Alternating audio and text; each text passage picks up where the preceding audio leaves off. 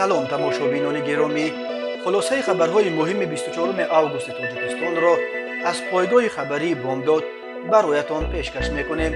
شروع میکنیم از یک نگاه کوتاه به سرخط خبر مهم روز در این برنامه. 25 سال حکم زندان 3 تن از یاران نزدیک باقر از جمله جیانش جمشید از خدا ترسید. 10 سال حکم فرمر حقیقتجو از بدخشان سوربان یونویف. در اجلاسه غیر نوبتی معاونان رئیس بانک ملی را عوض کردند. جسد مینبانلو را یافتند بعد 17 روز جستجو. در تاجیکستان دوره چهارم واکسیناسیون از کرونا ویروس ثبت شد. تاجیکستان چاره‌های ضد کرونا ویروس را در مرزهایش شدیدتر کرد. بازداشت 3 ساکن کاسانسای هنگام قاچاق 2 میلیون دلار. و اکنون تفصیلات خبرها. منابع گوناگون از خاروق روز 24 آگوست سال 2022 به پایگاه خبری بامداد خبر دادند که دادگاه ولایت مختار کوهستان بدخشان روز 23 آگوست مرافعه پرونده یک گروه ساکنان محله برخاروق را که یاران نزدیک محمد باقروف به شمار می رفتند از جمله جیان این لیدر غیر رسمی کشته شده بدخشان را به سالهای طولانی زندان محکوم کرده است. جیان باقر شعبانوف جمشید سال تولدش 1984، اقنظر علی نظرویش سال تولدش 1992 و زکلوبیکوف سینو فیض لوبیکوویچ سال تولدش 1993 هر کدام به 25 سال زندان محکوم شدند. بنا به اطلاع منابع بامداد، دادگاه شعبانوف صابر شاکرویچ برادر جمشید شعبانوف و جیان دیگر باقر را نیز محکوم کرده است، ولی چند سال گرفتن آنها هنوز معلوم نیست. مقامات تا کنون صدور حکم این گروه ساکنان برخاروق را شرح ندادند و معلوم نیست که آنها را مشخصا بر اساس کدام ماده قانون و با چه اتهام محکوم کردند. در اول ماه آگوست دادگاه بدخشان طاهر محمد باقروف یک برادر باقر را به 28 سال زندان و برادر دیگر او اکرم محمد باقروف را به 8 سال زندان محکوم کرده بود. شعبانوف جمشید، اقنظر و زکلوبیکوف سینا در روی خط عبارت از 6 ساکن برخاروق بودند که به حمله به کارمندان میلیس در پاسگاه خاروق در ماه نوامبر سال 2021 عیبدار می شدند و وقتی هنوز زنده بودنش مقامات از باقر طلب داشتند که آنها را تسلیم کند. باقر که سپاریدن این یارانش را رد کرده بود، روز 25 ماه سال 2022 به طور مرموز در محله بوین در کنار برخاروق کشته شد. روز 27 ماه 5 روز بعد کشته شدن باقر، جیانش جمشید شعبانوف و اقنظروف خود را به مقامات تسلیم کردند. ریاست وزارت کارهای داخله در ولایت مختار کوهستان بدخشان اون وقت با نشر یک گزارش ویدیویی مفصل خبر داد که اقنظر و شعبانوف جمشید برای جنایت‌های چون حمله به کارمندان مقامات، افباشی و ممانعت به دولت سعودی تحت جستجو قرار داشتند. به مقامات حاضر شدند. میلیس بدخشان گفته بود که شعبانوف و اقنظروف در نتیجه بردن کارهای فرماندهی خود را به مقامات سپردند. در گزارش نشر کرده میلیس آنها از کرده خود اظهار پشیمانی کرده بودند. در چه شرایط به دست آمدن این اعتراف از زبان شعبانوف و اقنظروف روشن نیست، ولی در ویدیو نشر شده دیده میشد که هر دو اعتراف خود را از روی کاغذ خوانده ایستادند. اما در میلیس بدخشان گفتند که اقنظر و شعبانوف بدون یگان نوع بدرفتاری و زورآوری اعتراف گناه کردند. در جریان سرکوب اعتراضهای اخیر در ولایت مختار کوهستان بدخشان به حساب سازمان ملل حدود 40 نفر کشته شدند. حامیان حقوق مقامات تاجیکستان را به استفاده بیش از حد نیرو به ضد اعتراضگران عیبدار میکنند. ساکنان ولایت مختار کوهستان بدخشان میگویند نیروهای قدرتی بالای ازدحام بی‌سلاح آتش گشودند.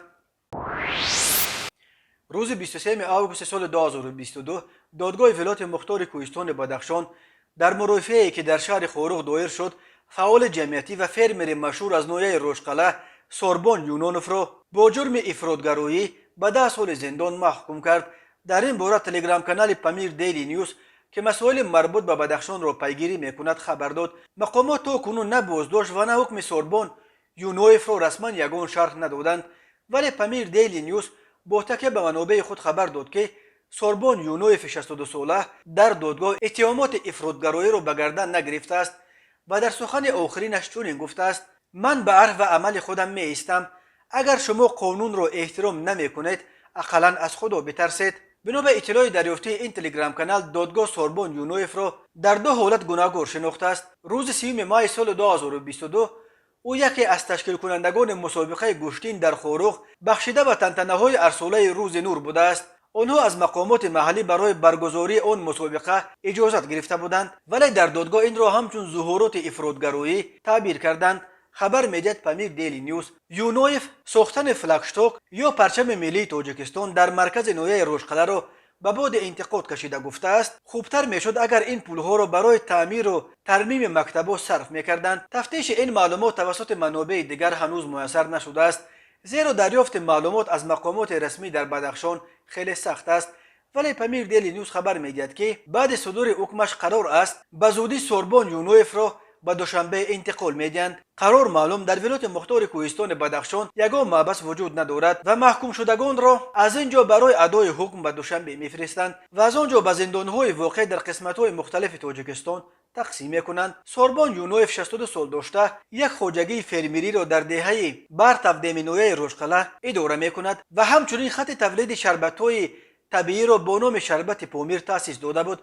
سوربان یونویف همچنین با مفقه فعال شهروندیش شهرت داشت و دائما در موضوعهای داغ بدخشان در شبکه‌های اجتماعی و همچنین در جلسه ها در روبروی منصبداران سخنرانی میکرد. از جمله ماه اکتبر سال 2018 او در فیسبوک نوشت که میخواست در رابطه با مشکلات موجوده در ساحه نقلیات مسافرکشانی در محله‌های اطراف خوروغ به حکومت ولایت مراجعت کند، ولی به سبب گالستوک نداشتن او را به داخل بنای حکومت راه ندادند. همین طور ماه آگوست سال 2020 به سوربان یونویف اجازت ندادند که در نزد پرزیدنت تاجیکستان امامعلی رحمان که با سفر کاری از رشقله بازدید میکرد سخنرانی کند.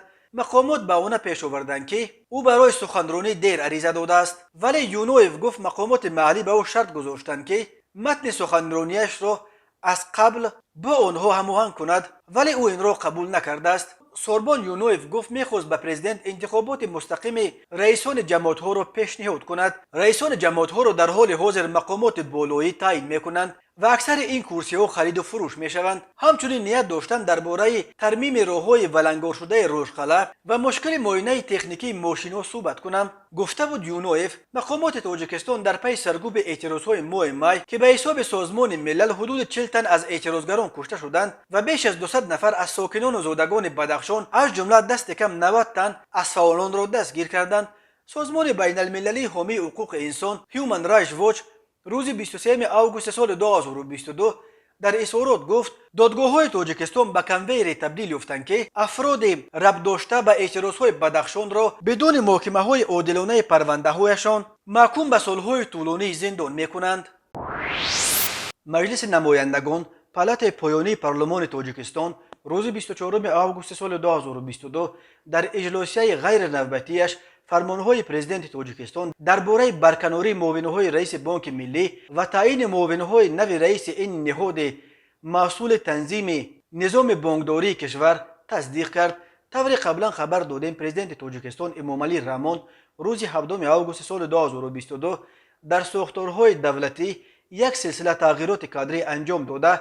برای تصدیق برخی از این تغییرات از جمله برکناری معاون اول و معاون رئیس بانک ملی و تعیین نفران نو به جای آنها روز 24 آگوست سال جاری اجلاسیه غیر نوبتی مجلس نمایندگان را دعوت کرد. روز 7 آگوست با فرمانهای پرزیدنت از جمله طالبزاده فردوس و نکهتزاده مهبانو از وظیفه معاون رئیس بانک ملی آزاد کرده شده.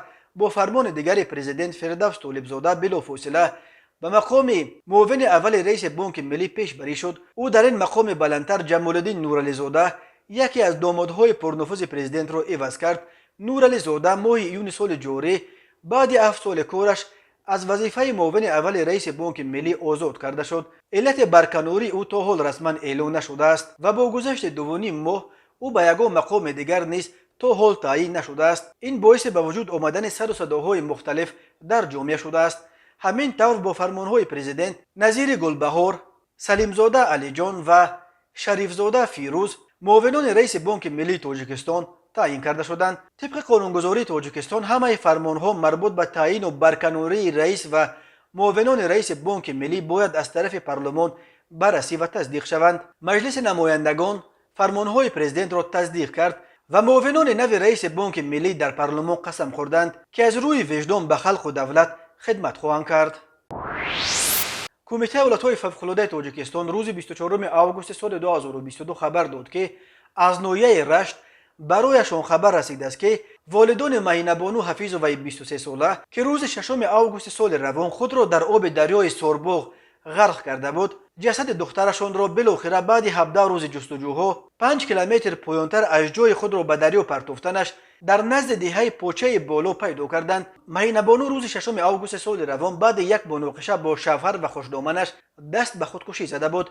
در پی این حادثه مقامات حفظ حقوق شوهر او سلطان عبدالواحد را بازداشت کردند و برای به خودکشی رسانیدن همسر پرونده جنایی باز کردند. پایگاه خبری بامداد اولین شده این خبر را نشر کرد. منابع بامداد گفته بودند که مهینه بعد آنکه شوهرش او را طلاق داد و خوشدامنش طفل شیرمکش را از دستش کشیده گرفت و پدرش هم او را قبول نکرد، علاج دیگری بجز از خودکشی ندید. شوهر مهینه روز 6 آگوست با اتهامات به خودکشی رسانیدن همسرش از جانب کارمندان ملیت دستگیر گردیده حالا در حبس پیشکی قرار دارد. گفته می شود وی این اتهامات را به دوش گرفته است. هر سال در تاجیکستان تا 600 خودکشی و قصد خودکشی ثبت می شود. مشکلات اجتماعی و اقتصادی و جنجال‌های عائلوی سبب‌های اساسی خودکشی در تاجیکستان نام برده می شوند. تماشابینان عزیز، یادآور می شویم خلاصه مهمترین اخبار تاجیکستان را از پایگاه خبری بامداد تماشا دارید. برنامه را ادامه می دهیم.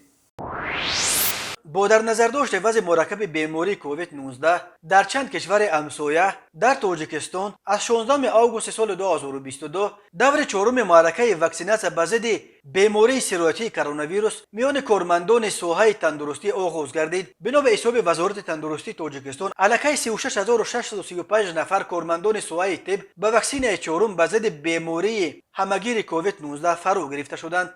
سردار ریاست بخطری سانیتاری و اپیدمیولوژی حالتهای اضطراری و یاری تاجیلی طبی وزارت تندرستی نوروز جعفروف به خبرگزاری خاور خبر داد که به دوره چهارم واکسیناسیون بعد کارمندان ساحه طب شخصان از 60 ساله بالا فرا گرفته می شوند. بنا به آمار وزارت تندرستی تاجیکستان از آغاز معرکه واکسیناسیون به ضد بیماری کووید 19 تا 19 آگوست سال 2022 در جمهوری 5,312,807 نفر یا 94.9% از سن 18 بالا با وایه یکم 5,221,534 نفر یا 93.3% با وایه دوم و 4,927,758 نفر یا 88% با وایه سوم واکسن ضد کرونا ویروس فرا گرفته شدند. تا امروز به تاجیکستان با مقصد با واکسیناسیون به ضد این بیماری فرا گرفتن شهروندان مملکت از خارج 18,290,000 وایه واکسن ضد کووید 19 وارد گردیده است. همه این واکسین‌ها توسط مکانیزم بین المللی کوواکس و کمک‌های بشردوستانه یعنی به صورت رایگان به تاجیکستان داده شدند. تقریبا نصف این واکسین‌ها را دو کشور خطای و آمریکا به تاجیکستان تحفه کردند.